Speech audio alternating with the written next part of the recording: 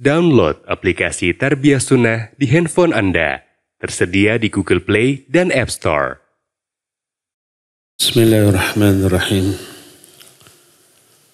Assalamualaikum warahmatullahi wabarakatuh.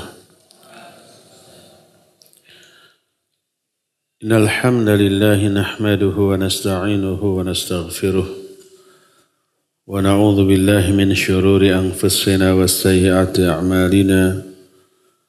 من يهده الله فلا مضل له ومن يضلل فلا هادي له وأشهد أن لا إله إلا الله وحده لا شريك له وأشهد أن محمدا عبده ورسوله يا أيها الذين آمنوا اتقوا الله حق تقاته ولا تموتن إلا وأنتم مسلمون وبعد.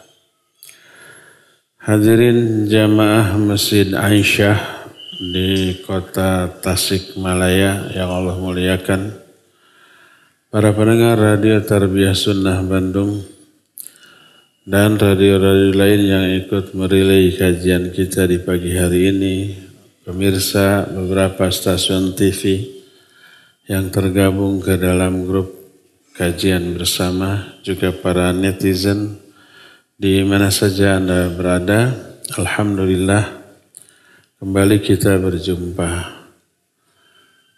Tema yang kita angkat sekarang adalah yang menjadi cita-cita kita bersama, yaitu menjadi manusia terbaik. Terbaik menurut penilaian Allah Subhanahu wa Ta'ala. Kalau seseorang menjadi manusia terbaik, otomatis orang itu menjadi orang yang paling dicintai oleh Allah Azza wa Jalla.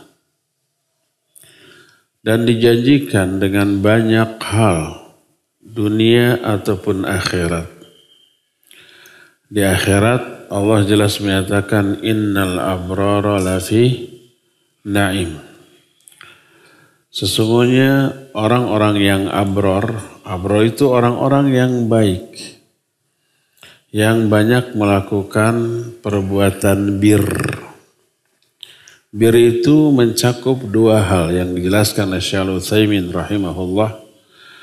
Bir itu maknanya adalah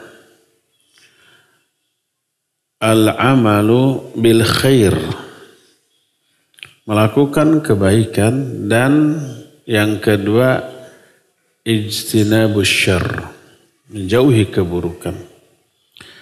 Baik melakukan kebaikan atau menjauhi keburukan, dua-duanya adalah perbuatan bir. Dua-duanya perbuatan baik, dua-duanya bernilai ibadah, dua-duanya mengundang pahala dan menghapus dosa. Dua-duanya adalah amal soleh. Menjauhi larangan amal soleh, melaksanakan perintah juga amal soleh.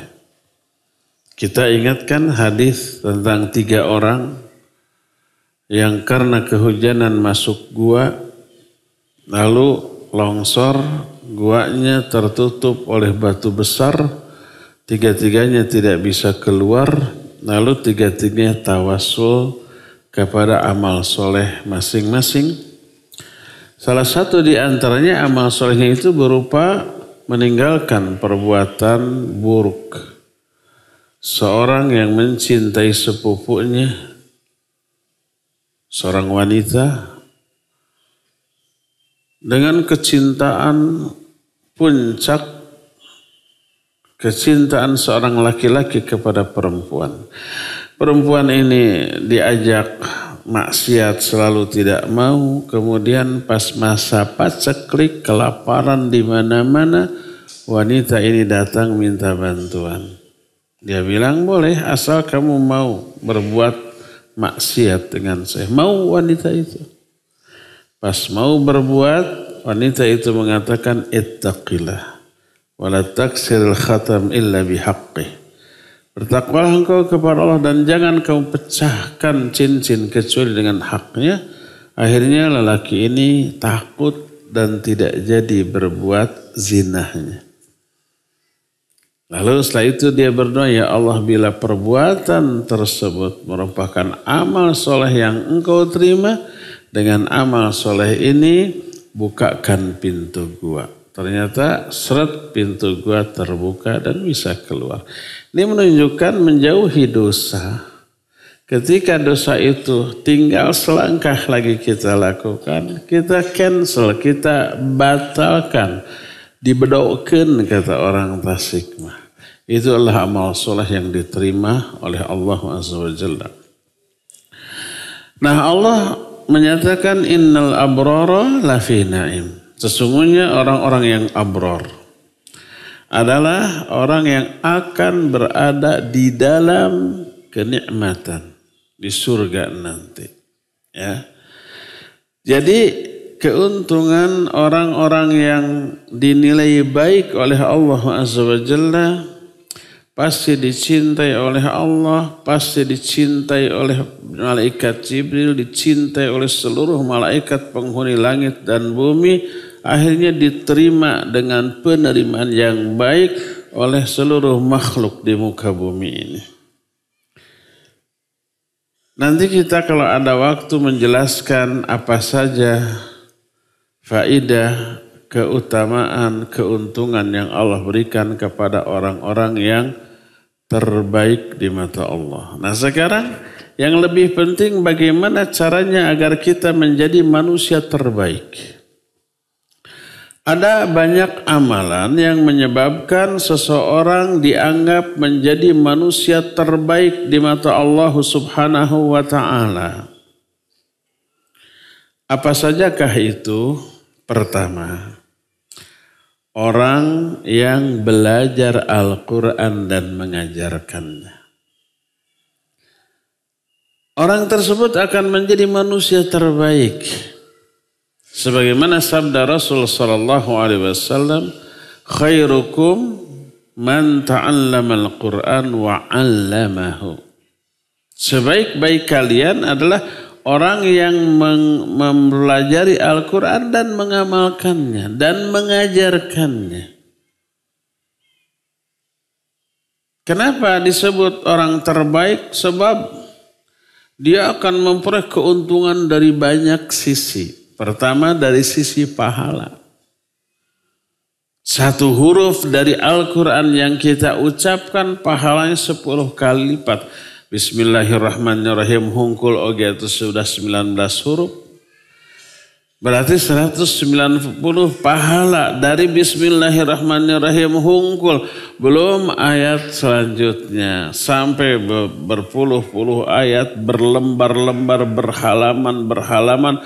Maka pahalanya bisa kita bayangkan segimana banyaknya dan besarnya. Nah, pahala ini penyebab ditingkatkannya derajat kemuliaan dia dunia akhirat. Allah berfirman, yarfa'illahu alladhina amanu minkum walladhina utul ilma darajat. Kata Imam Ibn Hajar, raf'atud darajat likasrati thawab. Ditingkatkannya derajat seseorang mukmin itu karena banyaknya pahala. Makanya seringkali pahala diungkapkan dengan sebutan darajat.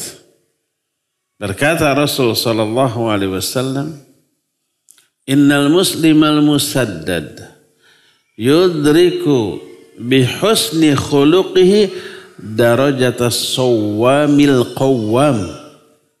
Sesungguhnya seorang muslim yang musaddad. Musaddad itu yang simpel. Musaddad itu yang tidak terlalu menonjol. Yang rata-rata lah. Tidak terlalu soleh tapi tidak maksiat juga. Itu seorang muslim yang musaddad. Tapi dengan kemuliaan akhlaknya dia bisa mencapai derajat sawam dan qawwam. Sawam itu ahli saum. Saum sunnat. Qawwam itu ahli tahajud. Ini juga salat sunnat. Orang ini mencapai derajat ahli saum, ahli tahajud maknanya memperoleh pahala yang sama dengan besarnya pahala tahajud dan pahala saum.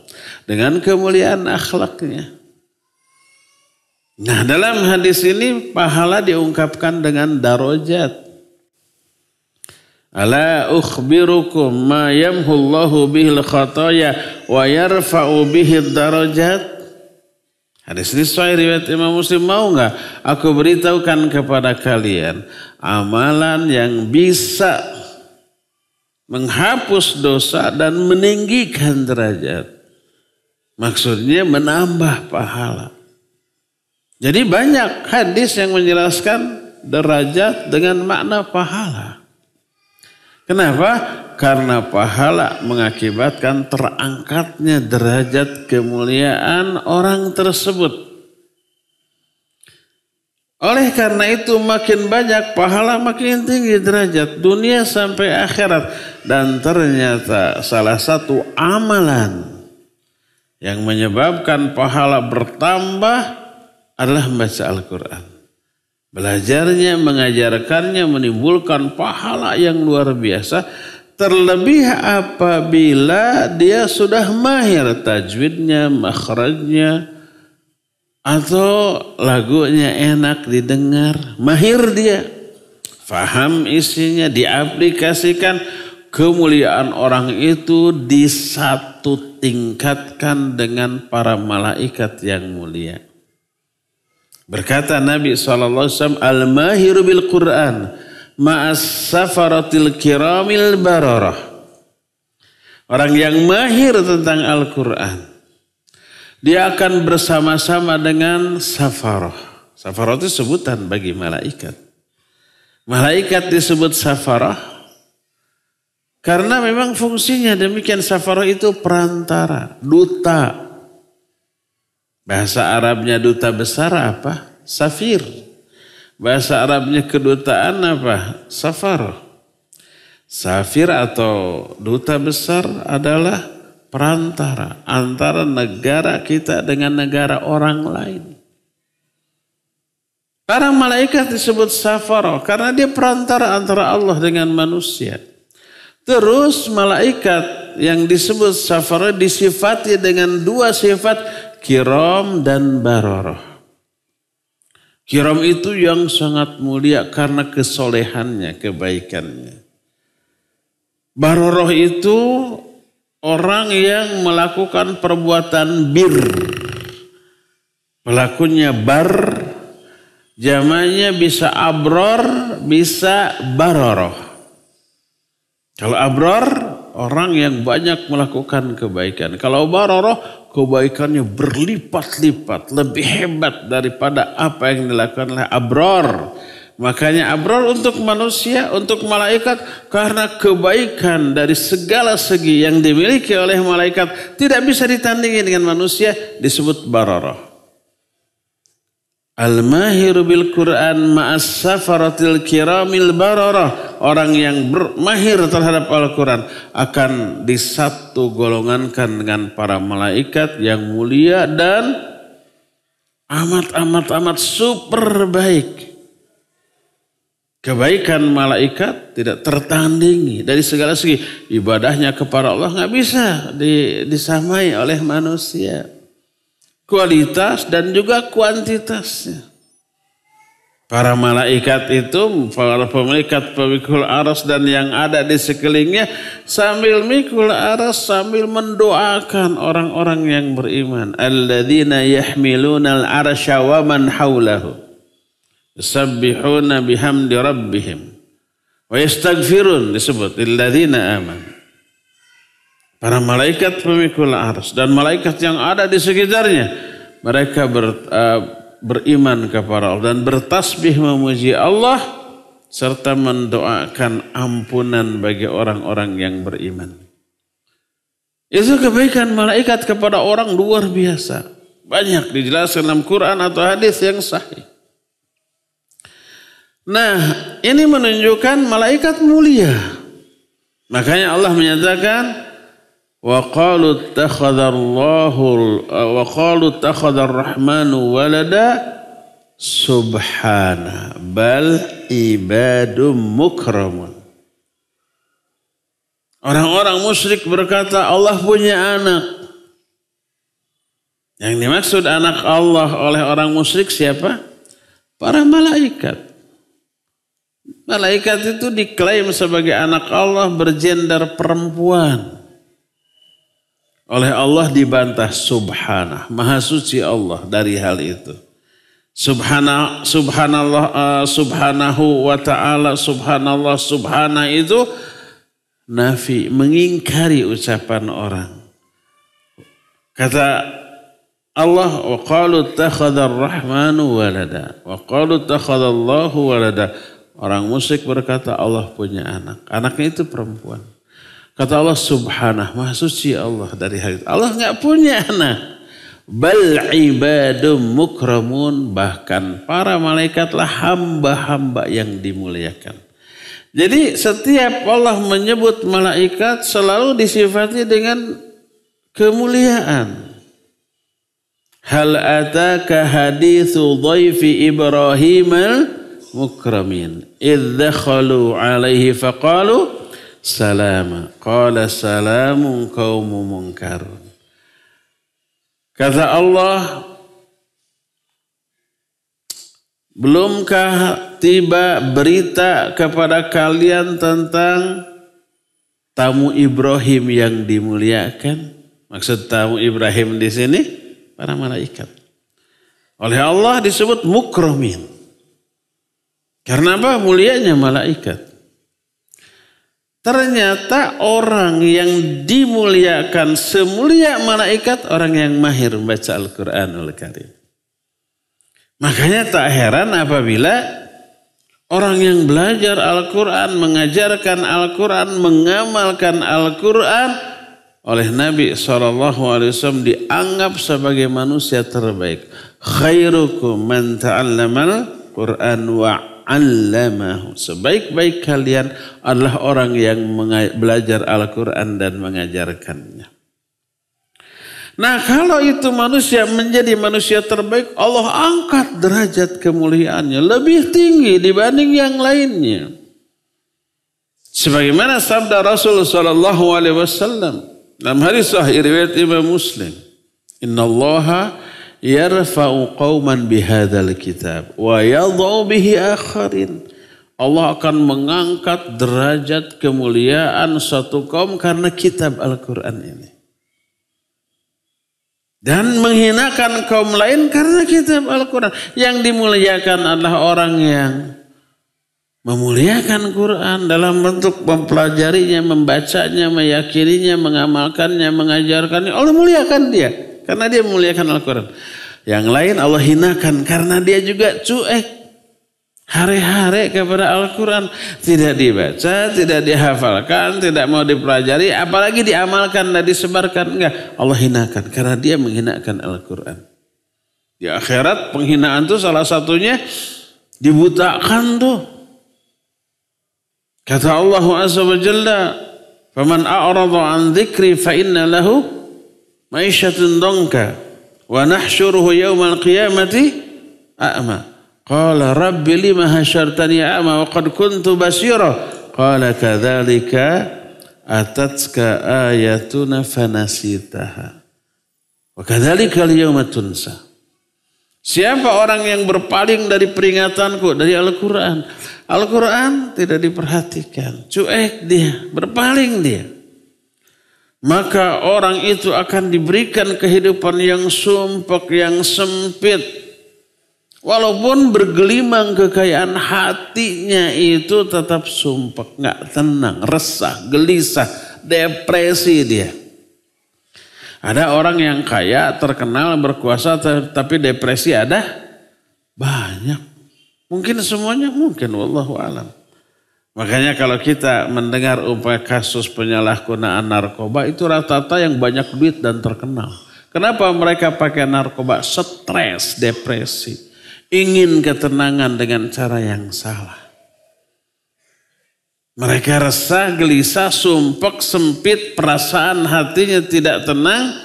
Di tengah bergelimang harta, di tengah luasnya popularitas, di tengah dia semestinya berbahagia dengan dunia yang dimiliki, malah stres. Allah yang membuat mereka begitu. Fa inna lahum ma'isyatan dhanka. Di dunia tuh, wa nahsyuruhum yaumal qiyamati a'ma. Kami kumpulkan dia di akhirat nanti pada hari kiamat dalam keadaan buta.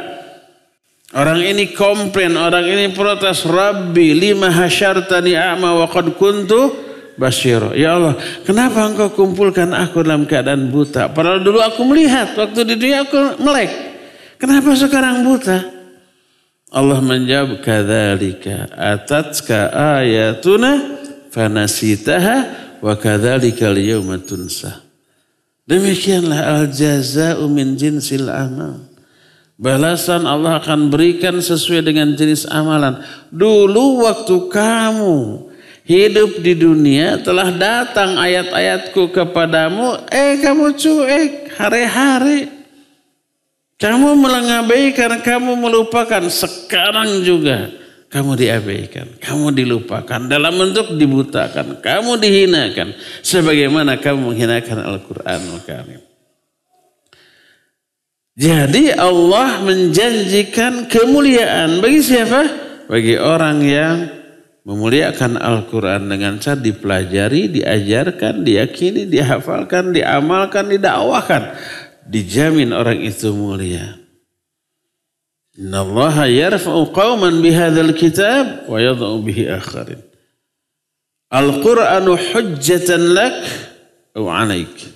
Quran itu hujjah, alasan yang menyelamatkan kamu atau mencelakakan kamu. Kamu selamat bila kamu memuliakan Al-Quran. Kamu celaka apabila kamu menghinakan Al-Quranul Karim.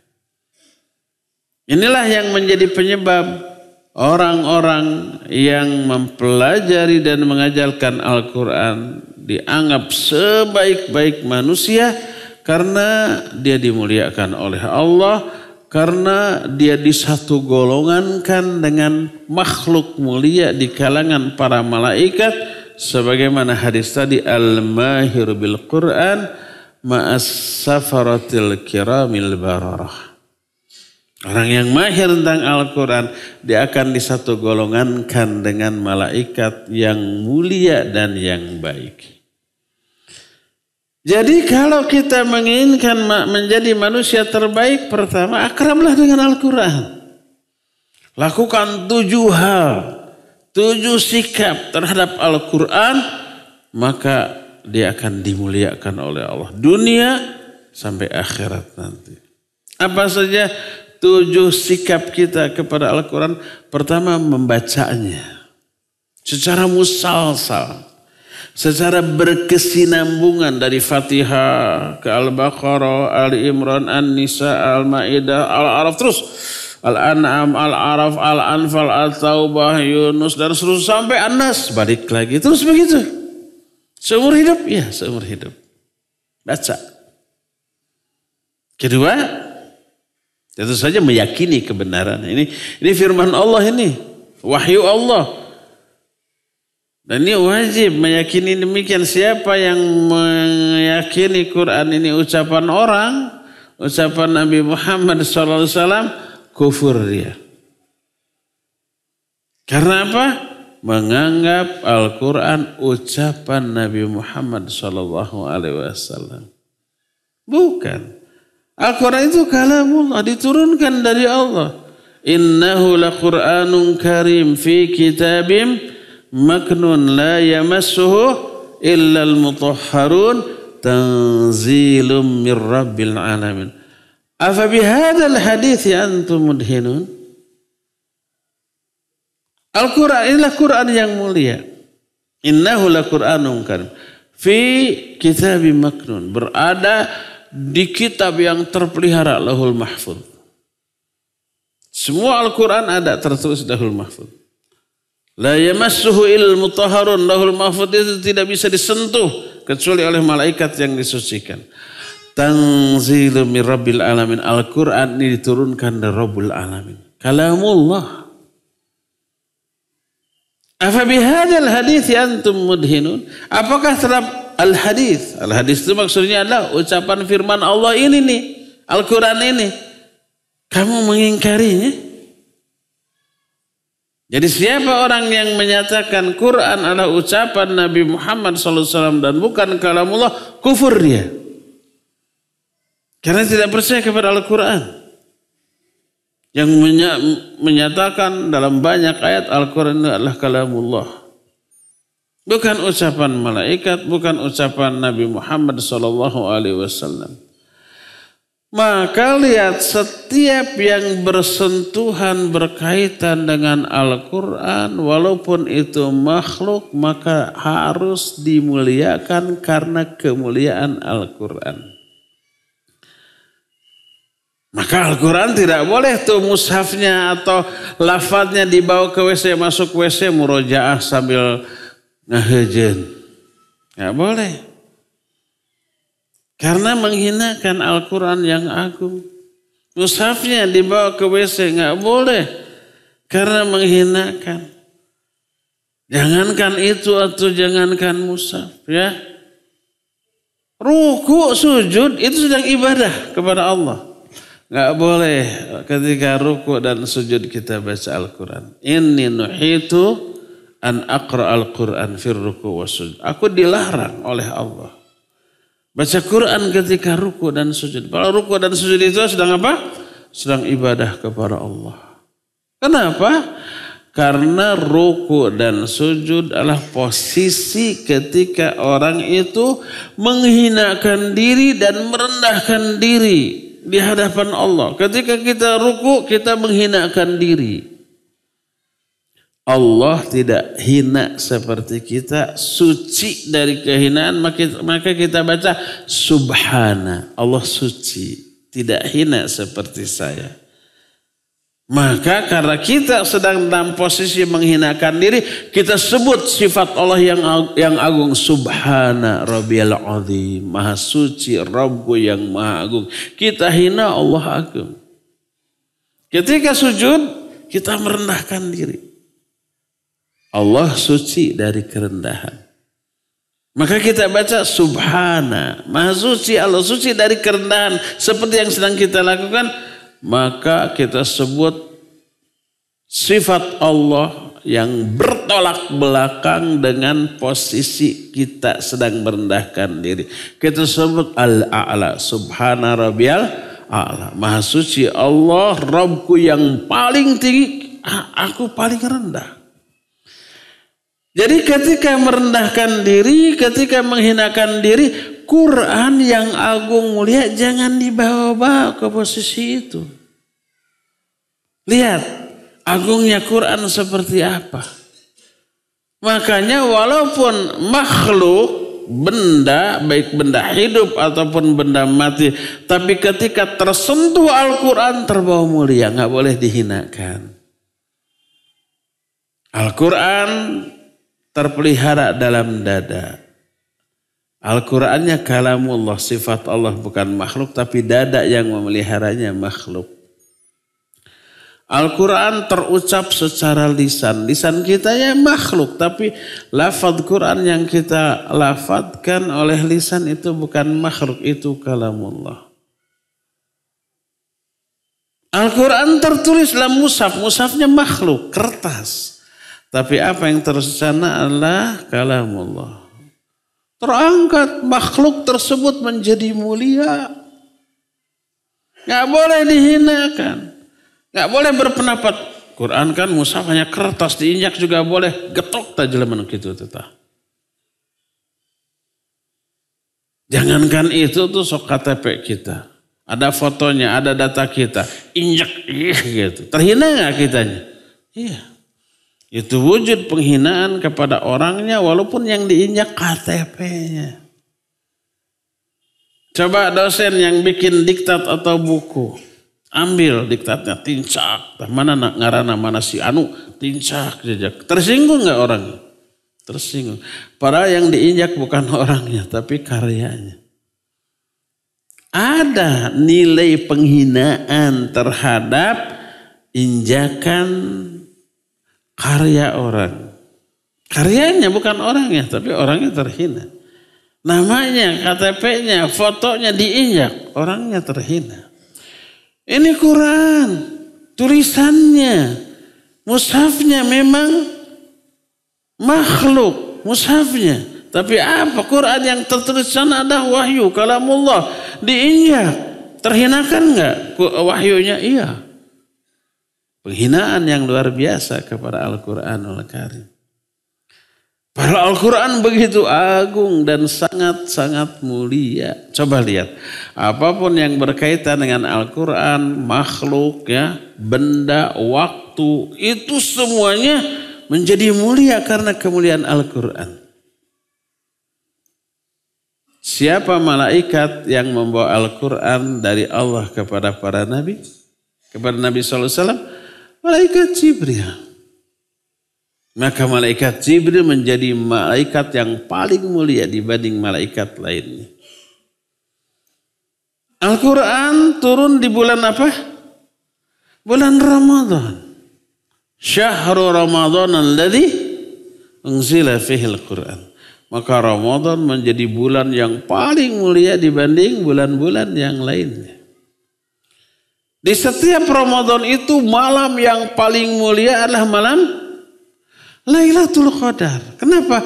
Karena Al-Quran turun di malam Lailatul Qadar. Inna anzalnahu fi Lailatul Qadar. Kami turunkan Al-Quran di malam Lailatul Qadar.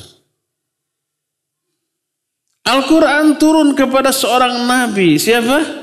Muhammad SAW. Maka beliau menjadi nabi yang paling mulia dibanding nabi-nabi yang lainnya. Al-Quran diberikan kepada satu komunitas umat. Umat mana? Umat Islam. Maka umat Islam menjadi umat terbaik. Hamba pilihan Allah. Allah menyatakan kuntum khaira ummatin. Kalian sebaik-baik umat. Thumma awrathnal kitab alladhina astafaina min ibadina. Kemudian kami wariskan kitab Al-Quran ini kepada hamba-hamba pilihan kami. Umat Islam yang menerima Al-Quran ini hamba-hamba pilihan Allah. Menjadi manusia yang terbaik. Terus orang umum, orang pada umumnya membaca Al-Quran, mempelajari, mengajarkannya. Menjadi manusia terbaik. Khairukum man ta'allama Al-Quran wa 'allamahu. Sebaik-baik kalian adalah orang yang belajar Al-Quran dan mengajarkannya. Walhasil, salah satu cara untuk bisa menjadi manusia terbaik, akrablah dengan Al-Quran. Lakukan 7 sikap kita kepada Al-Quran. Pertama, baca. Kedua, yakini kebenaran bahwa ini dari Allah Azza wa Jalla. Ketiga, hafalkan. Keempat, fahami maknanya tuh. Tafsirannya, jangan hanya bisa baca, jangan hanya menghafal, tapi fahami. Kelimanya ajarkan, dakwahkan kepada orang lain. Keenamnya, bela Al-Quran ini, kemuliaannya pertahankan dari usaha-usaha orang yang akan merendahkannya, menghinanya, menghapuskannya, bahkan memusnahkannya. Jadi pertama baca, kedua yakini, ketiga hafalkan, keempat amalkan. Nah, diamalkannya kelewat ya. Kelimanya ajarkan, dakwahkan ya. Keenamnya tadi apa? Dibela dari upaya-upaya orang-orang yang akan menghancurkan, merendahkannya atau menghinakannya. Ya, siapa orang yang memiliki sikap-sikap tadi terhadap Al-Quran, dijamin dia akan Allah muliakan, dijamin dia menjadi manusia terbaik. Inilah cara pertama untuk menjadi manusia terbaik, akrab dengan Al-Quranul Karim. Kedua, bagaimana cara untuk menjadi manusia terbaik? Jadilah orang yang paling bermanfaat bagi manusia lain. Karena Nabi SAW bersabda, khairun nas anfa'uhum linnas. Hadis itu sahih riwayat Imam Bukhari. Dikutip oleh para mufassirin, Imam Ibnu Katsir, Imam Ibnu Jarir At-Tabari, Imam Al-Qurtubi ketika menafsirkan khairun kuntum khaira ummatin, kalian sebaik-baik umat. Mereka semua menukil hadis ini. Khairun nas anfa'uhum linnas. Sebaik-baik manusia adalah manusia yang paling bermanfaat bagi manusia yang lain. Baik manfaatnya itu dari hartanya. Hartanya dibagi-bagi. Dipakai nolong orang. Dipakai tutulung kanu butuh. Tatalang kanu susah. Meremaweh kapa pada manusia. Manfaat tuh hartanya. Atau ilmunya. Atau tenaganya. Atau apapun yang bisa dia pakai untuk memberi manfaat kepada orang, maka dia menjadi manusia terbaik. Karena itu tidaklah heran apabila orang itu menjadi orang yang paling dicintai oleh Allah. Perbuatannya, amalnya memberi manfaat kepada orang lain termasuk amal yang paling juga dicintai oleh Allah. Sebagaimana hadis riwayat Imam At-Tabrani dalam kitab Al-Awsat dengan sanad yang sahih. Sebagaimana Syekh Al-Albani mensahihkan ini dalam kitab Silsilah Al-Hadis As-Sahihah. Berkata Rasul sallallahu alaihi wasallam, ahabbu ibadillahi ilallahi anfa'uhum. Hamba Allah yang paling dicintai oleh Allah adalah yang paling bermanfaat di kalangan mereka. Bermanfaat kepada manusia lain.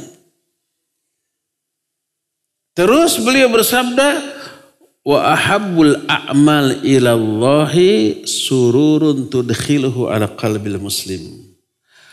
Au takshifu anhu kurbatan, au taqdi anhu dainan, au tatradu anhu ju'an.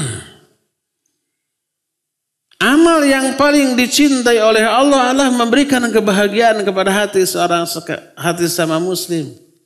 Dengan apapun, sekalipun dengan senyum, sekalipun dengan ekspresi yang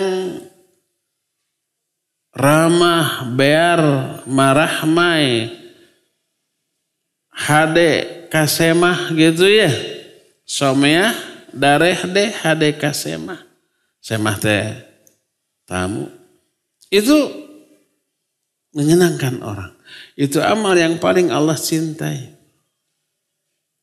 Amal yang paling dicintai oleh Allah adalah memasukkan kebahagiaan kepada hati seorang mukmin, atau engkau lepaskan dia dari satu kesulitan. Atau engkau bayarkan hutangnya, lunaskan. Kalau dia berhutang kepadamu, lunaskan. Kalau dia berhutang kepada orang lain, kamu bisa menolongnya, lunasi, bantu. Au tatradu anhu ju'an, atau kamu hilangkan kelaparan pada dirinya. Sampai di akhir hadis ini Nabi SAW menyatakan, fa wallahi li an amsya ma akhi fi hajatihi ahabbu ilayya min an a'takifa fi masjid hadha syahra. Demi Allah, kalau aku berjalan bersama saudaraku untuk membantu dia memenuhi kebutuhan dunianya, aku lebih sukai daripada iktikaf di masjidku ini selama 1 bulan. Iktikaf di Masjid Nabawi loh. Pahalanya segede apa? Siangnya saum, malamnya ibadah. Selama saum juga baca Quran, sholat, berdoa, berzikir, dan seterusnya. Siang malam selama 1 bulan di Masjid Nabawi 1000 kali lipat dibanding di Masjid Aisyah ini. Pahalanya kebayang gedenya. Tapi kata Nabi SAW, kalau aku berjalan bersama saudaraku untuk membantu dia dalam memenuhi kebutuhan dunianya, lebih aku sukai daripada iktikaf sebulan di Masjid Nabawi. Makna ahabbu ilayya artinya aktsaruha ajro, lebih banyak pahalanya. Lihat betapa Nabi SAW mengiming-imingi orang untuk menjadi manusia yang paling bermanfaat bagi manusia yang lainnya.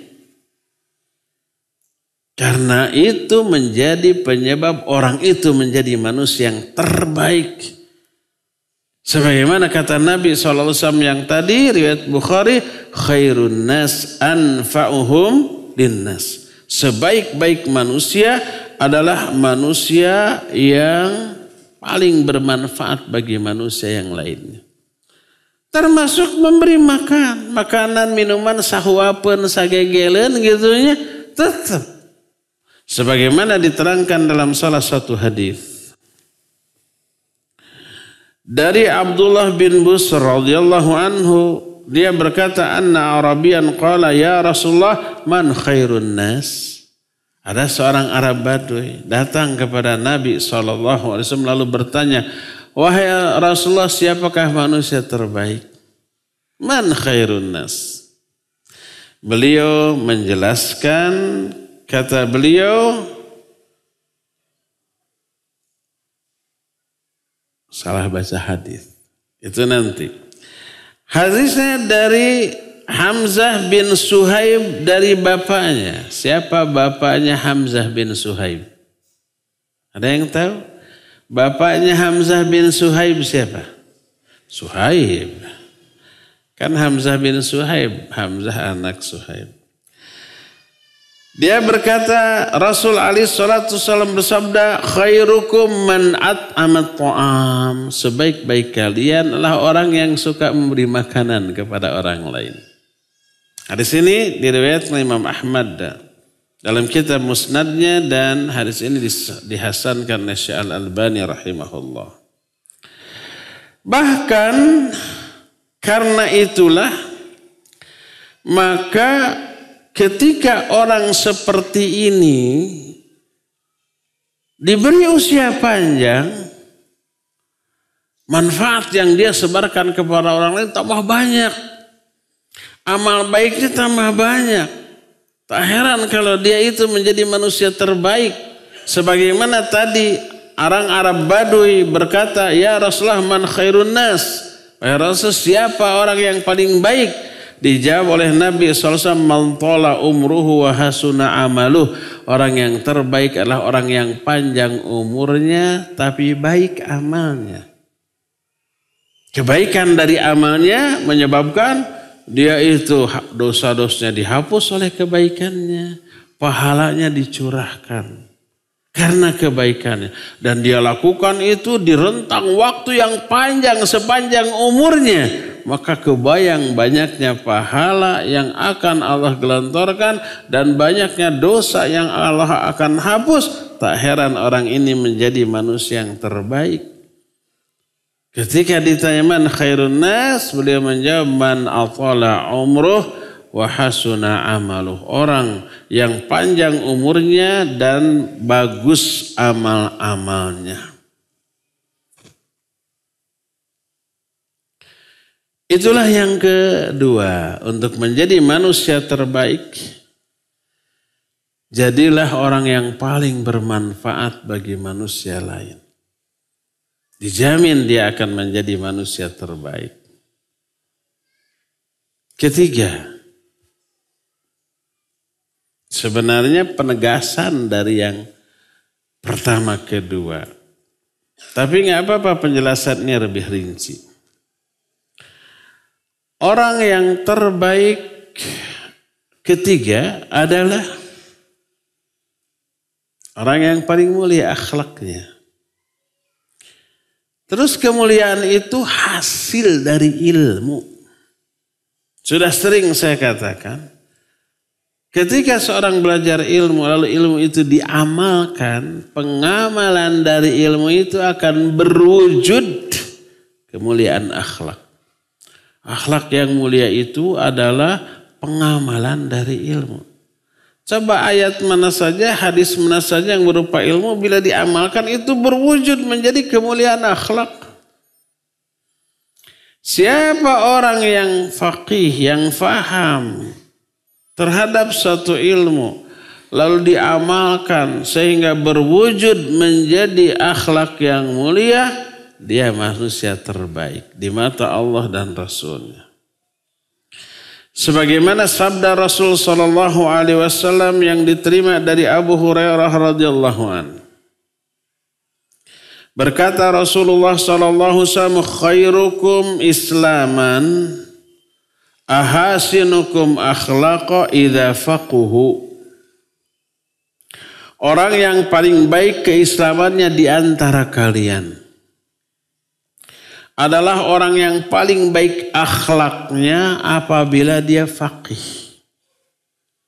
Apabila dia faham.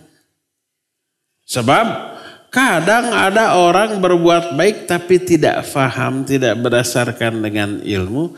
Bentuk perbuatannya baik tapi tidak bermanfaat bagi dia kebaikannya karena salah niat umpamanya. Dia berbuat baik ada maunya. Dia berbuat baik ada udang di balik bakwan. Cok sebentar lagi yang kayak begitu banyak nih. Mau pemilu kan nyumbang. Aspal jalan. Nembok ganggang yang becek. Bagi-bagi sumbangan. Baik nggak tuh? Baik. Tapi apa niatnya? Biar dicoblos. Bukan dicoblos sekarang dicontreng ya. Nggak tahu apa dicontreng apa dicoblos. Pokoknya mah agar dipilih gitu. Maka jangankan berupa perbuatan baik. Sholat aja kalau niatnya ria ingin dipuji orang fawailul lil musallin. Karena dia tidak faqih. Dia tidak faham.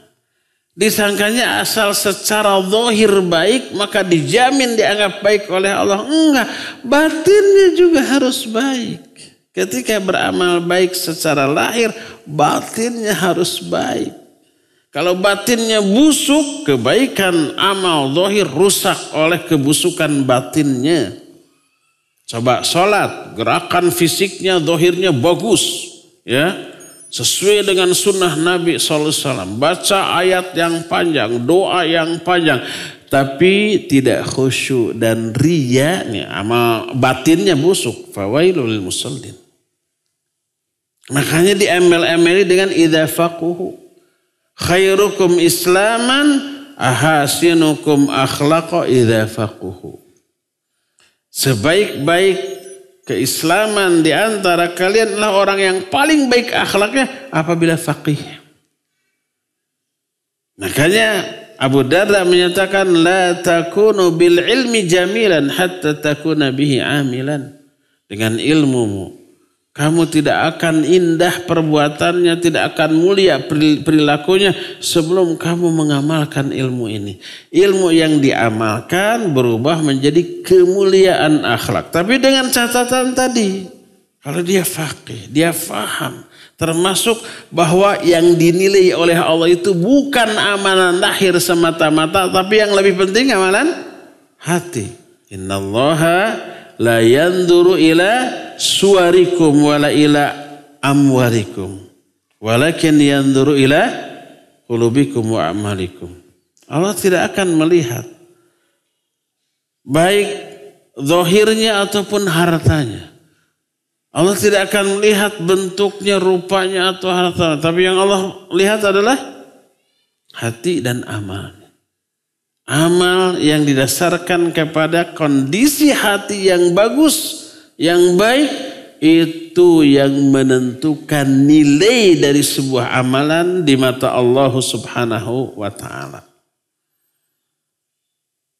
Jadi orang yang berakhlak didasarkan pada ilmu, mulia amal lahirnya, tulus, ikhlas dan khusyuk amal batinnya, dialah yang terbaik keislamannya. Maka orang seperti ini ketika bermuamalah dengan orang terdekat, siapa orang terdekat bagi setiap orang? Siapa? Keluarganya. Suami ke istrinya, ke anaknya, istri ke suaminya, ke anaknya.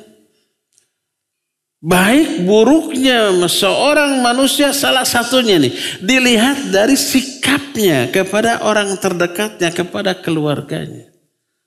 Sebagaimana sabda Nabi SAW dalam salah satu hadis yang diriwayatkan oleh Imam At-Tirmidzi dari Aisyah radhiyallahu anha.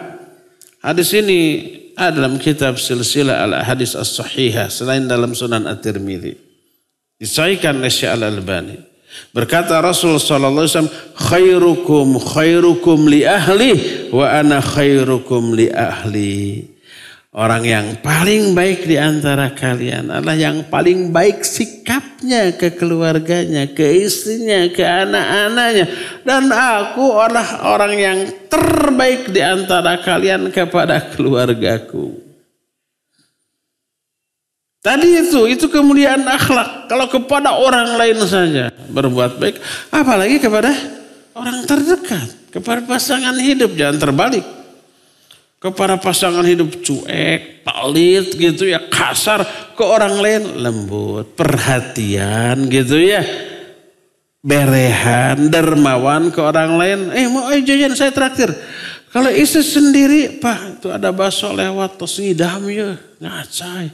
Wah gitu wae, tahan atuh. Siga budak wae. Aduh, seperti itu. Ini akhlak.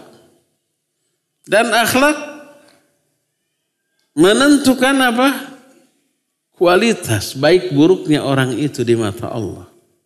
Sampai Rasul SAW menyatakan khairukum li ahli wa ana khairukum li ahli. Orang yang paling baik di antara kalian adalah orang yang paling baik ke istrinya dan aku adalah orang yang paling baik kepada istri. Jadilah manusia terbaik dengan cara salah satunya menjadi suami yang lembut. Menjadi suami yang perhatian. Menjadi suami yang peduli. Menjadi suami yang memperlakukan istrinya dengan sebaik-baik perlakuan. Karena itulah perintah Allah Azza wa Jalla kepada setiap suami. Wa'ashiruhunna bil ma'ruf. Buka tuh sekali-kali buku nikah tuh. Ayat ini ada tercantum di buku nikah ya. Wa'ashiruhunna bil ma'ruf. Perlakukan. Pergauli istri-istri kalian dengan sebaik-baik cara. Bukan sekedar memang wanita itu harus dimuliakan. Tapi sikap kita menentukan kemuliaan atau kehinaan kita. Kita akan mulia kalau kita memuliakan istri kita. Kita akan hina kalau kita menghinakan istri kita. Apakah istri kita ini akan kita anggap keset? Keset itu bahasa Inggrisnya itu welcome. Kan suka tulisannya keset welcome gitu. Ataukah kita akan memperlakukan istri kita seperti mahkota? Itu tergantung siapa kita. Kalau kita memperlakukan istri kita sebagai keset, itu disebabkan karena kita menganggap diri kita itu kaki. Tapi kalau kita memperlakukan istri kita sebagai mahkota, mahkota di mana dipakainya? Di kepala. Karena kita menganggap kita ini kepala. Kepala bagian yang paling dimuliakan dari tubuh seorang manusia. Dan kaki bagian yang paling dihinakan dari tubuh manusia. Sikap kita kepada istri menunjukkan mulia atau hinanya kita dalam diri kita, dalam pandangan diri kita sendiri. Kalau kita menganggap kita ini adalah makhluk yang terhormat seperti terhormatnya mulianya kepala kita, kita akan menganggap istri kita sebagai mahkota. Tapi kalau kita menganggap diri kita memang hina, sehina kaki, dianggap keset tuh istri. Mana yang kita pilih, menjadikan istri sebagai welcome atau menjadikan istri sebagai crown, mahkota tadi? Itu sangat menentukan siapa kita. Kaki ataukah kepala. Allah menyatakan wa'ashiruhunna bil ma'ruf. Perlakukan mereka dengan sebaik-baik cara, maka kamu akan menjadi manusia terbaik. Sebagaimana sabda Rasul sallallahu alaihi wasallam, khairukum khairukum li ahli wa ana khairukum li ahli. Inilah yang keberapa? Kesekian lah, saya nggak ngitung tadi. Yang berikutnya untuk menjadi manusia yang terbaik adalah rincian dari yang tadi. Berperilakukanlah dengan perilaku terbaik kepada orang, kita akan menjadi manusia terbaik. Dan di saat kita berperilaku dengan seburuk-buruk perlakuan kepada orang, kita akan menjadi manusia terburuk. Baik buruknya kita di mata Allah dan Rasulnya tergantung sikap kita kepada sama manusia. Kalau sikap kita kepada manusia baik, bahkan terbaik, kita akan menjadi manusia terbaik dalam pandangan Allah dan Rasulnya. Kalau perilaku kita kepada sama manusia buruk, kita akan menjadi manusia terburuk di mata Allah dan Rasulnya. Sebagaimana diterangkan dalam salah satu hadis yang diterima dari Abu Hurairah radhiyallahu an, bahwa Rasul sallallahu alaihi wasallam waqafa ala unasin wa qala ala ukhbirukum bi khairikum min syarrikum. Nabi sallallahu alaihi wasallam suatu saat berdiri di hadapan manusia. Manusia saat itu sedang duduk, orang-orang sedang duduk. Beliau berkata, ala ukhbirukum bi khairikum min syarrikum.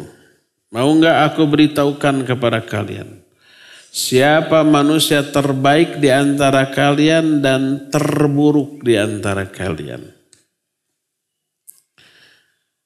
Maka fasakatu, mereka semua diam. Faqala dzalika thalatha marrat. Nabi SAW menanyakan hal itu, mengatakan itu sampai 3 kali.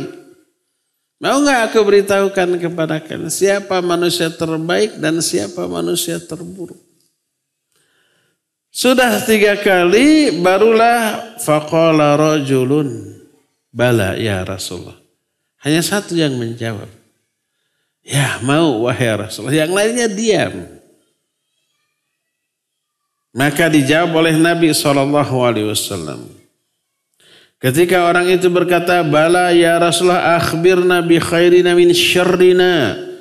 Beritahukan kepada kami siapa orang terbaik di antara kami dan yang terburuk di antara kami. Maka Nabi SAW menjawab, khairukum may yurja khairuhu wa yu'manu syarruhu.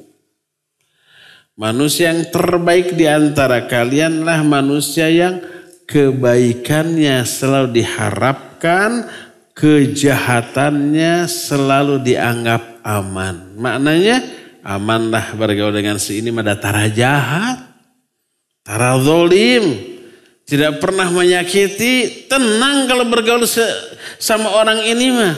Mulutnya terjaga, sekali ngomong menyenangkan, perilakunya juga terpelihara. Sekali dia berbuat selalu membahagiakan kita. Jadi orang merasa aman dari kejahatannya.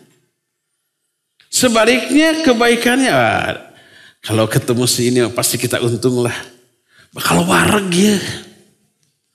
Kalau ketemu ini mah, pasti kita untung banyak menasihat ilmu ya.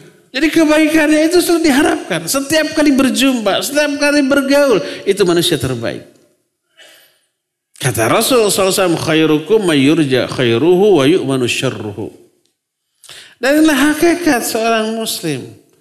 Al-muslimu man salimal muslimuna min lisanihi wa yadihi.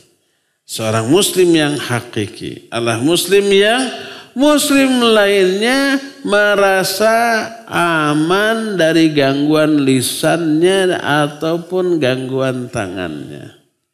Ini manusia terbaik. Membuat orang tenang bergaul dengan orang seperti ini. Pasti kalau bergaul banyak kebaikan, keuntungan lahir batin dunia akhirat. Dan aman, gak akan pernah menyinggung omongan dan perilakunya. Itu manusia terbaik. Sebaliknya manusia terburuk adalah wasyarrukum. Manusia terburuk adalah manusia yang ditakuti keburukannya. Dan diputus asai kebaikannya. Kumaha bahasan diputus asa itu?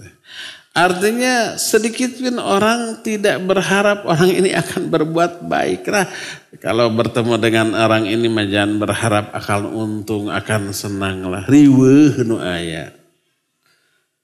Dia mah bibit tururujit indung rurusuh. Susah itu diterjemahkan. Dan siap-siap aja. Kalau ngobrol sama dia siap sakit hati. Siap tersinggung. Sok aja omongannya. Des lo. Sampai gerot ke eleh kesehatan. Nah itu manusia terburuk. Kalau ngobrol takut. Aduh takut. Kalau ada tamu. Ada dia.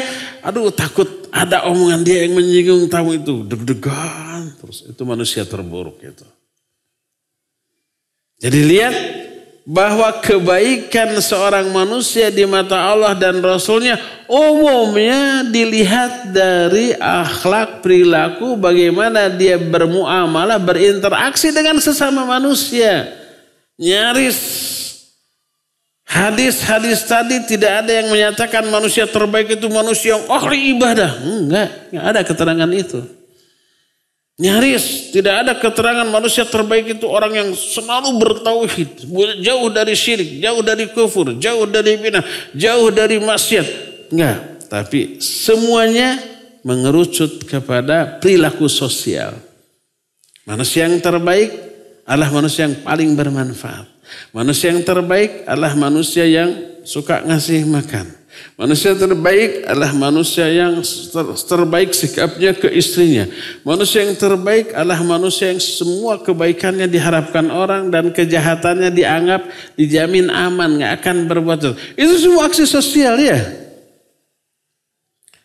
Apakah itu berarti gak penting kita ibadah sholat, tahajud, saum?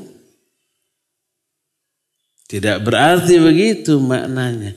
Itu akhlak yang baik, buah dari tauhid yang lurus, iman yang benar, ibadah yang berkualitas. Berakhlak itu buah dari benarnya akidah, benarnya tauhid, benarnya ibadah tuh. Kan sering saya ungkapkan, man kana yu'minu billahi wal yawmil akhir fal yaqul khairan aw liyasmut falyukrim jarahu falyukrim dhaifah. Siapa orang beriman kepada Allah dan hari akhir, ini tauhid nih, ini akidah nih.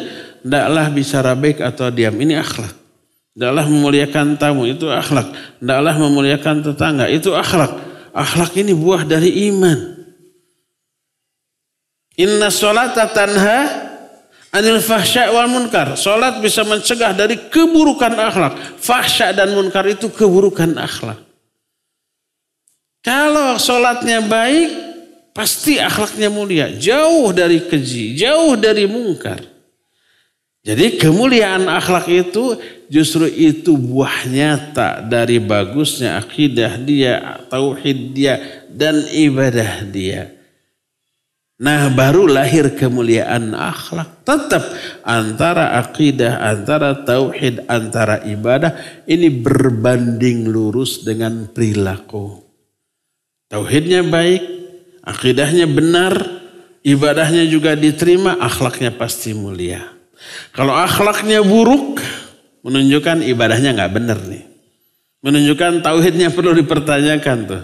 Menunjukkan iman akidahnya itu perlu diperdalam lagi tuh oleh orang itu. Kenapa?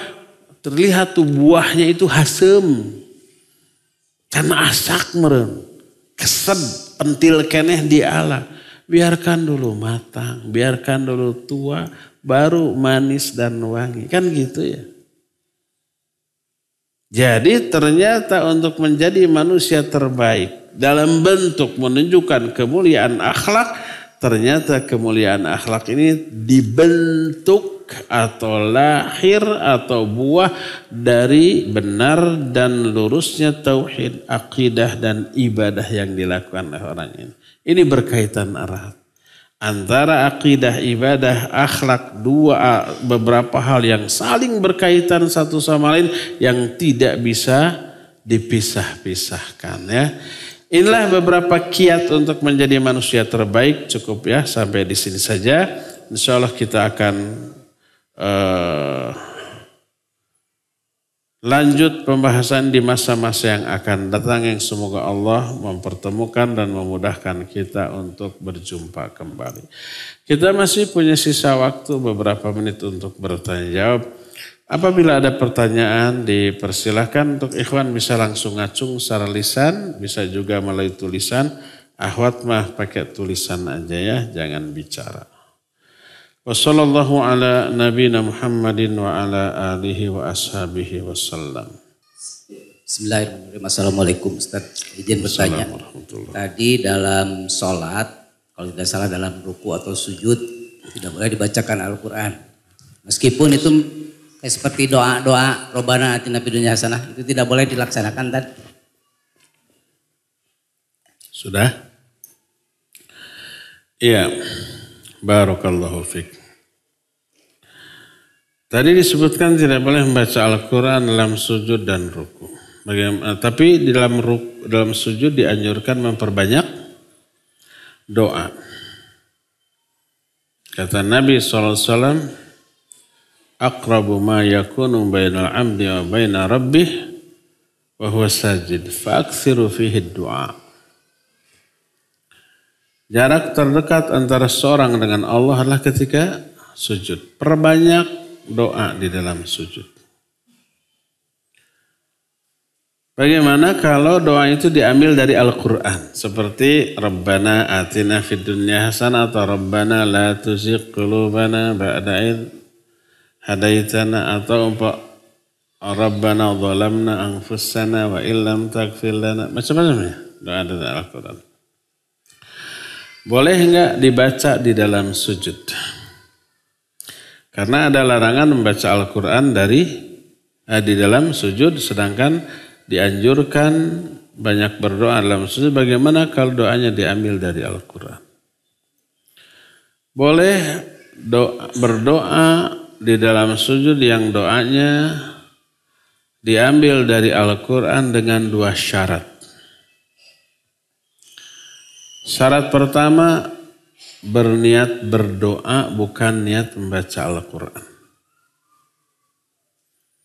Kedua, langsung membaca lafaz doanya yang terdapat dalam Al-Quran tersebut. Seperti umpamanya, Rabbana atina fid dunya hasanah. Kalau ayat kan ada awalnya ya, wa minhum may yaqulu Rabbana atina fid dunya hasanah. Dalam surah Al-Baqarah ayat 201 ya. Wa minhum may yaqulu Rabbana atina fid dunya hasanah fil akhirati hasanah wa qina adzabannar. Wa minhumnya jangan dibaca. Langsung aja isi doanya Rabbana atina fid dunya hasanah. Kalau dibaca dari wa minhumnya berarti baca Quran. Contoh lain umpama langsung kita berdoa Rabbana la tu'akhidna in nasina aw akhtana. Padahal itu pertengahan ayat. Awal ayatnya gimana? La yukallifullahu nafsan illa wus'alaha ma kasabat wa 'alaiha maktasabat. Terus Rabbana la tu'akhidna in nasina wa akhtana. Jadi kita langsung baca lafaz doanya. Jangan dari awal ayat. Kalau kita pas sujud setelah baca Subhana Rabbiyal A'la 3 kali minimal. Terus baca la yukallifullahu nafsan illa wus'alaha ma kasabat wa 'alaiha maktasabat. Terus Rabbana la tu'akhidna. Berarti itu baca Quran. Bukan berdoa dari Al-Quran tapi membaca Al-Quran. Ini syarat kedua. Jadi boleh berdoa dalam sujud yang diambil dari Al-Quran dengan dua syarat. Pertama niatnya niat berdoa. bukan niat membaca Al-Quran. Kedua, langsung lafaz doanya. Ya, bukan membaca seluruh lafaz yang terdapat dalam ayat tersebut. Wallahu a'lam bishawab.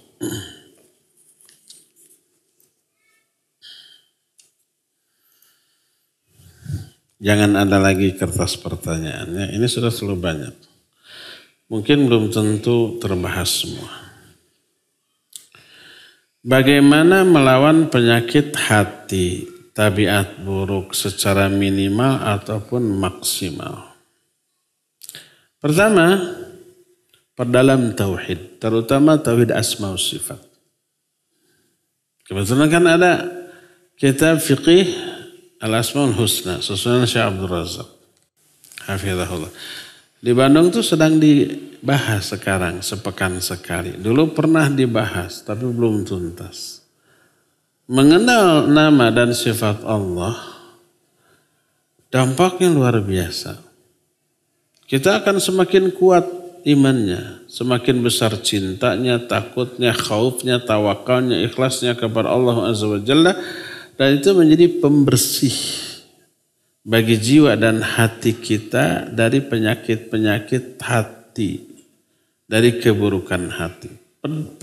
Perdalam tauhid, terutama tauhid asma wa sifat. Ini yang pertama.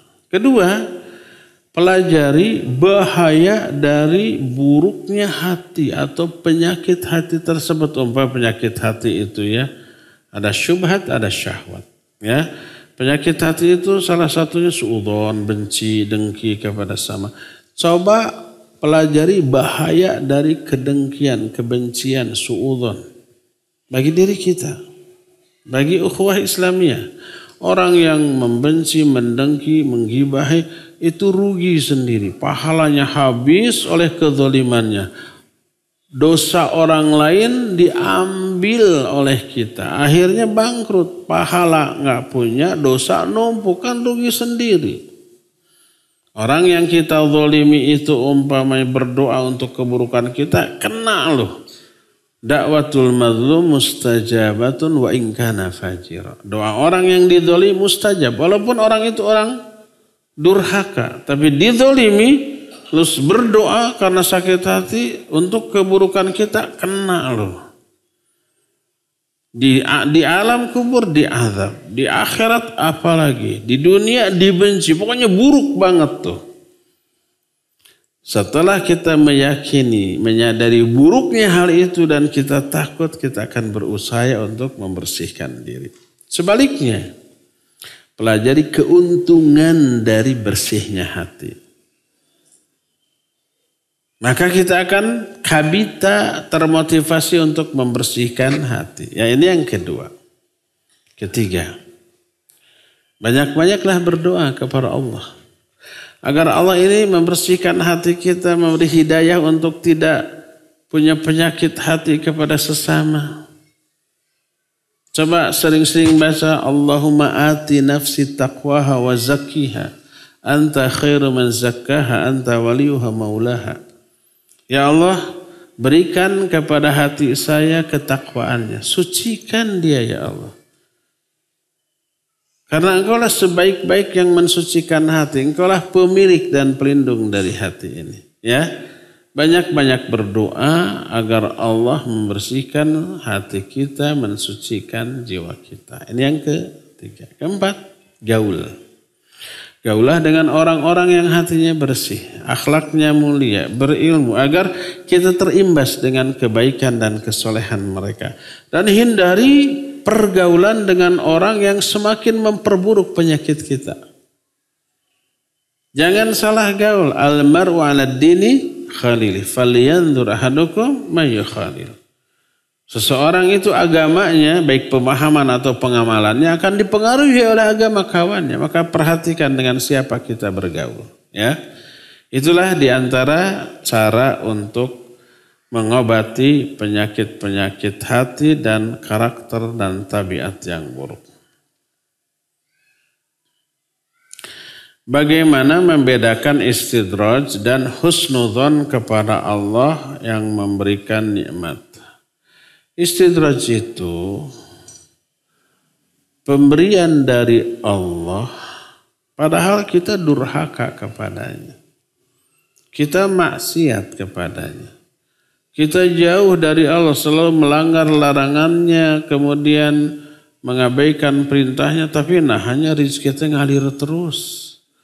Karir nanjak terus, pangkat naik terusnya, sholatna lalai, jangankan yang sunnah yang wajib juga belang betong gitunya. Baca Al-Quran, aduh tara gitu, cadu sigana teh. Tapi sehat wae, rizki teh mengalir wae deras gitu. Pangkat teh kamari cikeneh kopral, ayeuna hampir jenderal. Hati-hati itu istidraj. Mana istidraj adalah tipu daya. Kenapa disebut tipu daya? Sebab kita tertipu menyangka itu anugerah karunia kasih sayang Allah. Padahal sebaliknya Allah ingin orang itu durhaka, dosanya nambah, makanya dikasih ini dikasih itu. Nah dengan pemberian itu dia tambah durhaka, pada waktunya Allah memberikan azab tidak bisa ditahan lagi. Jadi dia tertipu, makanya disebut istidraj. Ya, itu bedanya.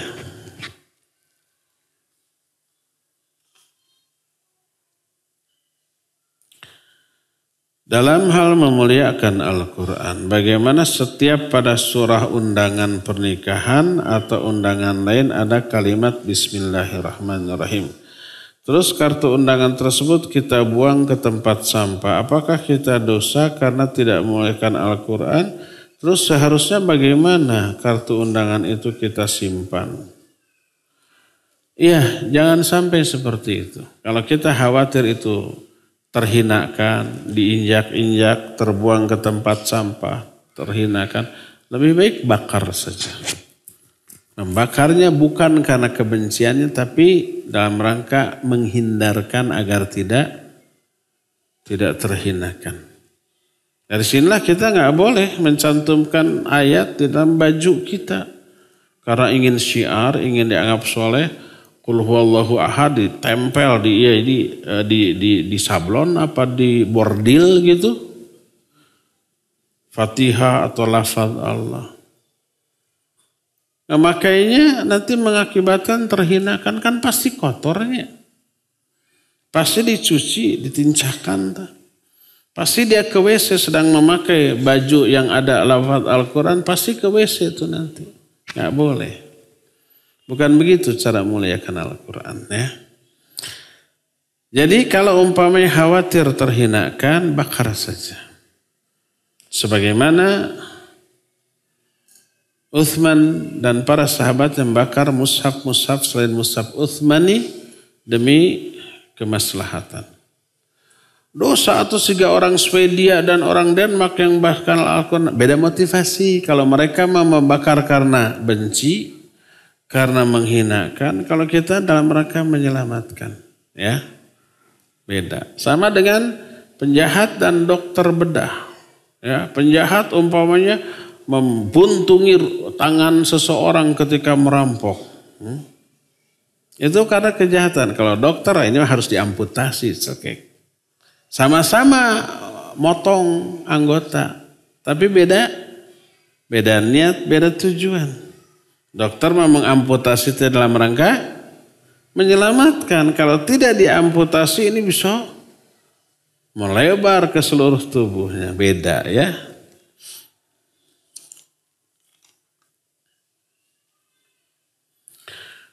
Amal yang paling baik adalah yang bermanfaat untuk orang lain. Apakah arti orang lain di sini adalah benar-benar orang lain yang tidak mempunyai hubungan darah? Semua selain diri kita. Orang tua kita lebih utama ya. Istri, suami kita, anak kita, adik, kakak kita.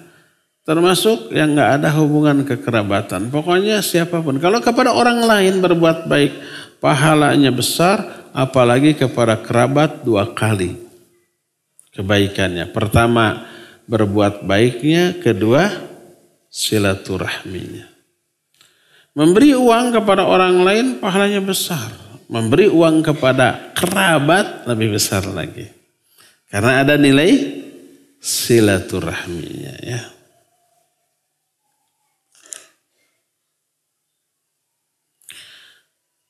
Terkadang masih senang saat dipuji orang lain. Apakah mengurangi keikhlasan? Bukan mengurangi, menghapus keikhlasan. Kalau masih senang dipuji orang atas amal yang kita lakukan, akhirnya caper gitu. Akhirnya setiap kita beramal baik dipoto, di video, terus diupload. Ketika ngaji gini, di video, terus diupload di Facebook, di Instagram, teman-teman, yuk kita tingkatkan ketakwaan kita dengan cara mengaji. Adem banget hatinya. Para resah ya teh. Dah kok omongan ustaz nama tadi kuping. Dalam rangka apa? Caper. Setiap menit dilihat ada yang komen nggak? Ada yang ngasih jempol nggak? Jempolnya itu ke atas apa terbalik? Kalau lihat komentar siapa? Kamu mendasar orang soleh. Seneng. Ada, kamu pamer amat, saha ya awas ya. Itu tandanya dia masih berharap penilaian, apresiasi, komentar dari orang. Itu tidak ikhlas. Keikhlasan itu kita tidak bangga karena dipuji, tidak kecewa karena dicela. Karena apa? Kita beramal bukan untuk mereka. Tapi untuk Allah. Hanya ingin dikomentari oleh Allah, dipuji oleh Allah, dibalas oleh Allah. Adapun manusia, nggak ada apa-apanya bagi kita. Yaitu keikhlasan.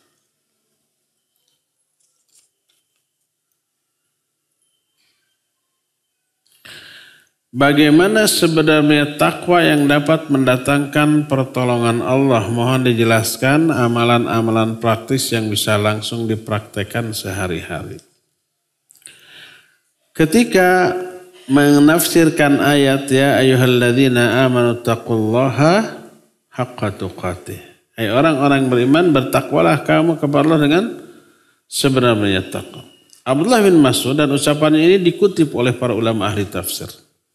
Imam Ibnu Katsir, Imam Ibnu Jarir itu mengutip.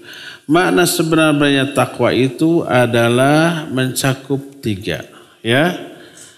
Pertama adalah ayyuta'a wa la yu'sa. Allah itu harus ditaati dan tidak didurhakai.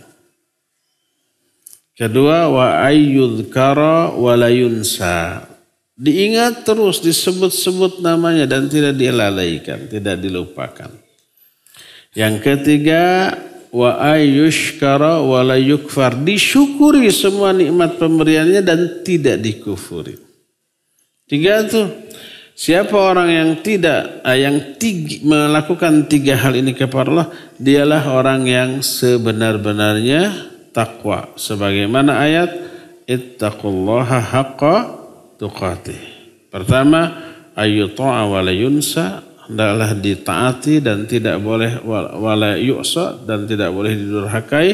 Yang kedua, wa ayyudhkara wa la yunsa, diingat terus tidak dilupakan. Dan yang ketiga, wa ayyushkara wa la yukfar, disyukuri semua nikmatnya dan tidak dikufuri.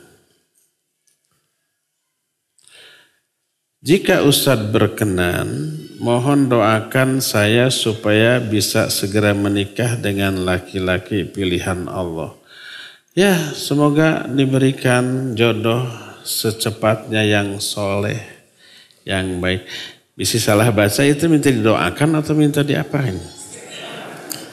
Mohon didoakan. Oh, didoakan bener Saya cileh.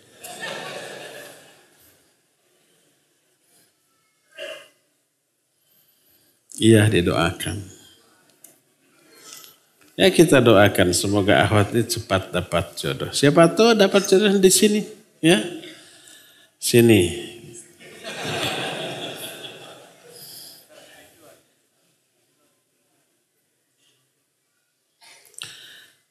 Bagaimana hukum seseorang yang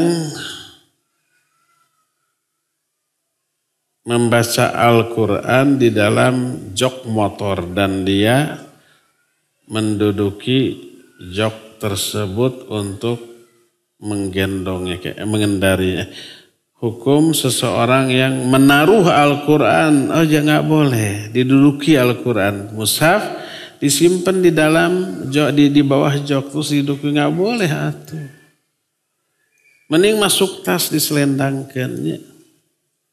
Itu menghinakan, nggak boleh. Jangankan Al-Quran, kita gitunya lagi duduk, lagi ngadapang, dar diduduki.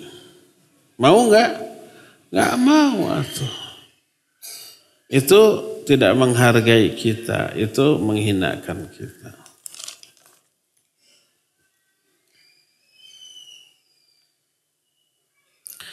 Ustaz, apakah benar ungkapan yang mengatakan jika kau menginginkan suatu namun jika tidak sholat tahajud maka kau tidak terlalu menginginkannya? Nggak benar. Tahajud jangan dikait-kaitkan untuk menginginkan kepentingan dunia. Saya mah ingin cepat jodoh, tahajud we, biar laku tak ahwat nu tadi tah. Rajin tahajud. Kenapa rajin tahajud? Supaya dapat jodoh. Begitu jodoh dapat, tahajudnya berhenti. Kalau kamu nggak pernah tahajud, kan sudah berhasil. Begitu. Jadi untuk dunia terlalu agung ibadah, baik tahajud, saum, baca Al-Quran, zikir. Kalau diniatkan untuk dunia, janganlah ya. Jadi jika menginginkan sesuatu tapi tidak tahajud berarti enggak sebenarnya. Benar. Walaupun tidak punya keinginan, tetaplah tahajud. Jangan sampai saya ingin apa ya, uang banyak ya. Istri sudah 4, mobil pabalatak. Nggak ada keinginan lagi, untuk apa berdoa? Untuk apa tahajud? Untuk apa saum? Semua yang saya inginkan sudah ada. Nah, ini keliru ya. Ibadah bukan agar kaya, ibadah bukan agar seluruh kebutuhan kita terpenuhi. Bukan, ibadah itu hanya ingin dekat dengan Allah. Melaksanakan perintah Allah, meraih apa yang ada di situ. Yang lebih kita butuhkan selain harta dan dunia adalah rahmat dari Allah, keridhaan Allah, pahala Allah, kasih sayang Allah, keselamatan, jaminan keselamatan dari api neraka, ya, kemudian surga Allah. Itu yang jauh lebih kita butuhkan. Mintalah kepada Allah semua itu melalui ibadah kita. Kita saum, kita salat tahajud, baca Quran, zikir, beramal soleh dalam rangka meraih akhirat bukan dunia. Ketika seseorang beramal dengan amal akhirat tapi dengan niat dunia, itu menunjukkan rusaknya akidah kita. Dalam kitab Tauhid dengan syarahnya baik Fathul Majid syarah kitab Tauhid atau umpamanya Al-Qaul Mufid Ta'liq ala kitab Tauhid.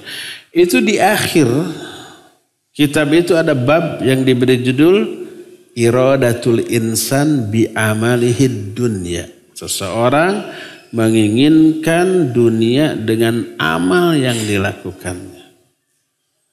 Kalau umpamanya kita mau mobil tuh baru tuh harganya 5 miliar tapi nggak punya uang, salawatin aja nanti dapat. Salawat itu agung. Masa yang agung dipakai sebagai alat untuk meraih yang hina. Dunia ini hina.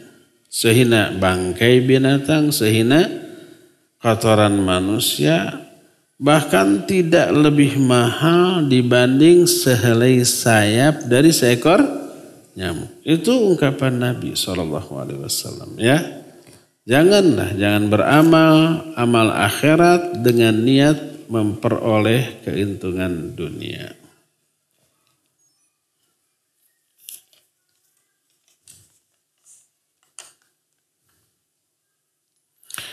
Sejauh mana besaran ketentuan hak nafkah istri dari suaminya dari segi materi?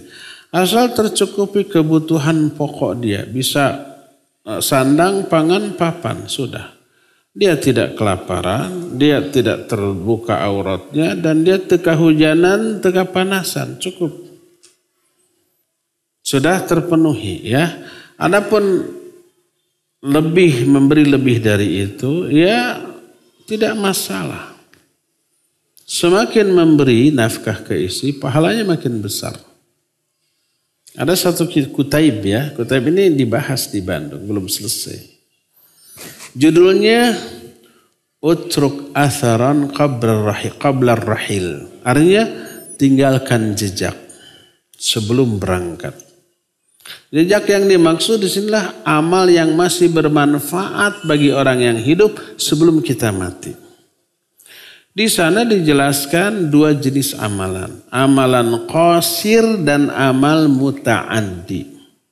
Amalan qasirlah amalan yang hanya bermanfaat untuk diri sendiri. Seperti sholat, seperti saum, ya, seperti wirid, baca Al-Quran, berdoa, itu amal qasir. Karena manfaatnya hanya untuk diri sendiri. Adapun amal muta'addi ini untuk banyak orang. Dan lebih utama daripada amal qasir. Maksudnya amal qasir yang sunnah seperti sholat sunnat, seperti saum sunnat, seperti iktikaf. Itu kan sunnat. Itu lebih utama amal muta'addi.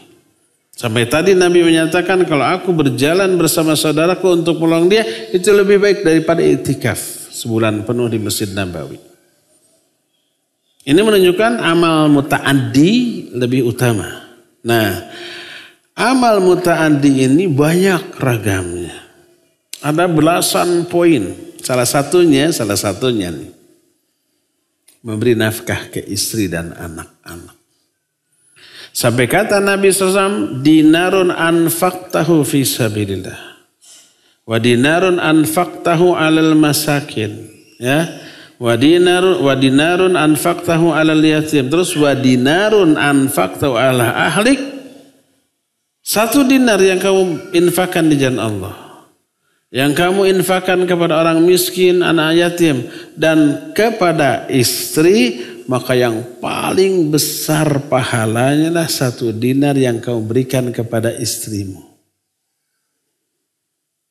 Ini ternyata memberi nafkah ke istri itu pahalanya lebih besar daripada infak ke masjid. Senang nih akhwat. Ustaz bahas lagi yang jelas. Kayak gitu. Biar suami saya tahu gitu. Hadisnya itu riwayat siapa? Akan dihafalkan. Senang akhwat kalau dibahas kayak begini. Tapi ada tapinya. Kalau kebutuhan pokok kepada istri sudah cukup, sisihkan infak untuk yang lainnya.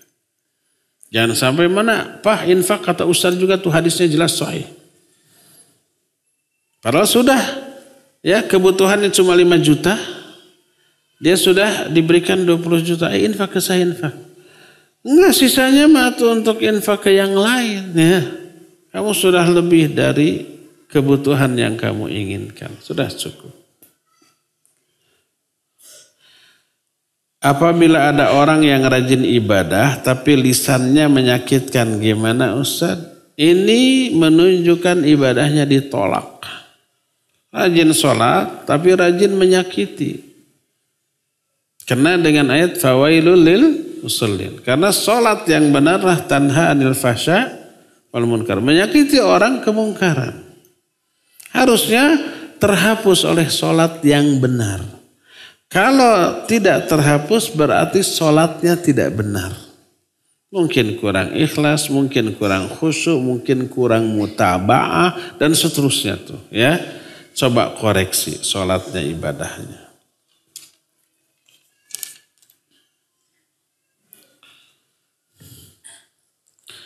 Ustaz, bagaimana kiat menanamkan ketaatan anak yang sudah mulai menginjak usia remaja terhadap Al-Quran pada aktivitas sehari-hari?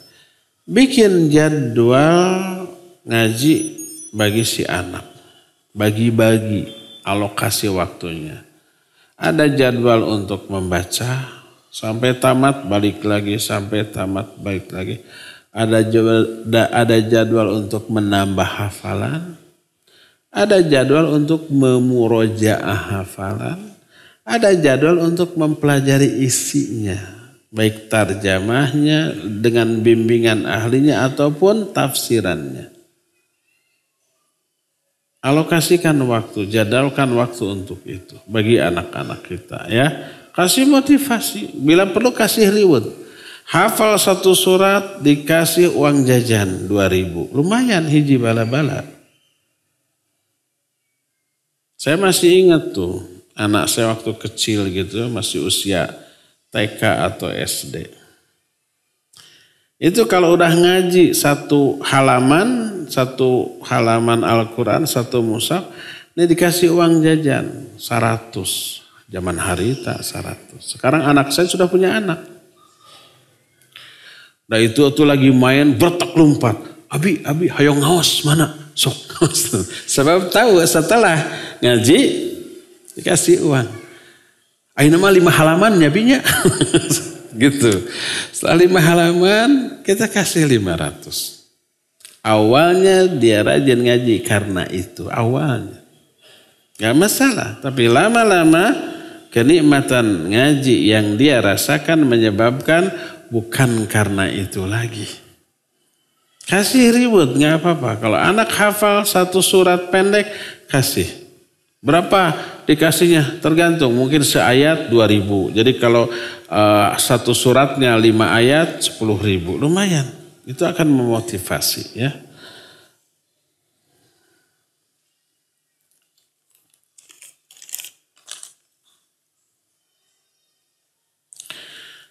Bagaimana menyikapi apabila ada yang mengajarkan Quran tapi belum fasih atau baca Al-Qurannya belum benar dari segi tajwid? Jangan dulu ngajar.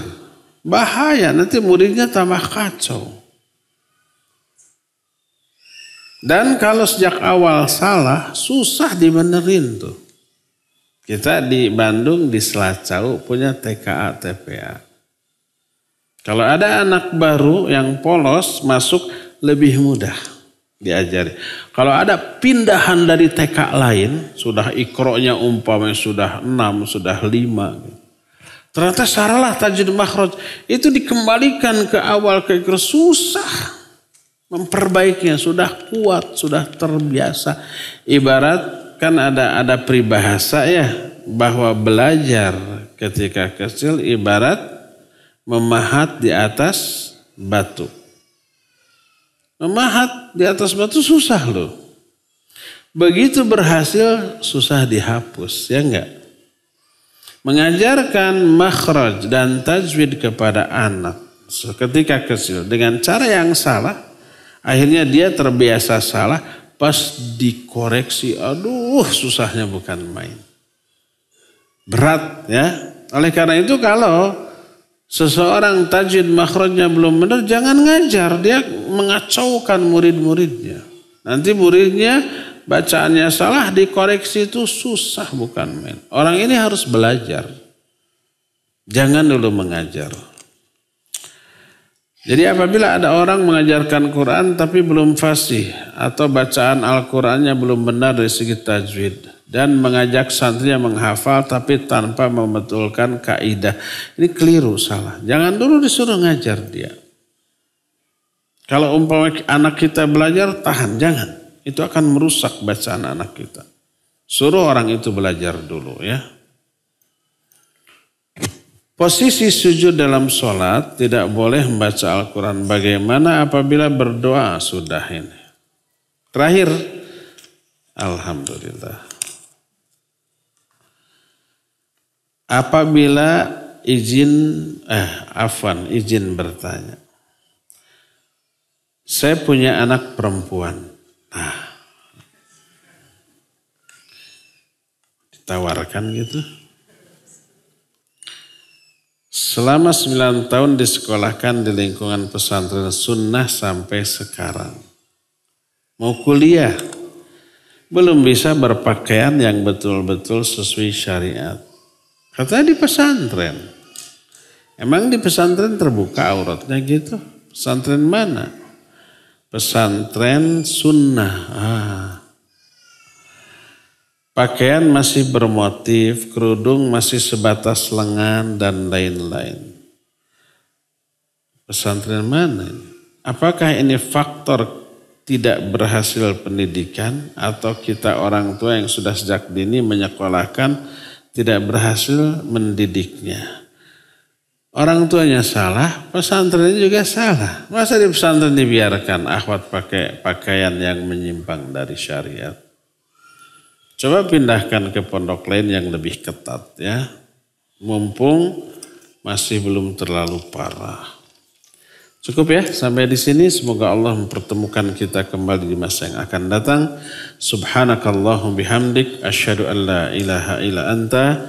Astaghfiruka wa atubu ilaik. Walhamdulillahirabbil alamin. Wassalamualaikum warahmatullahi wabarakatuh.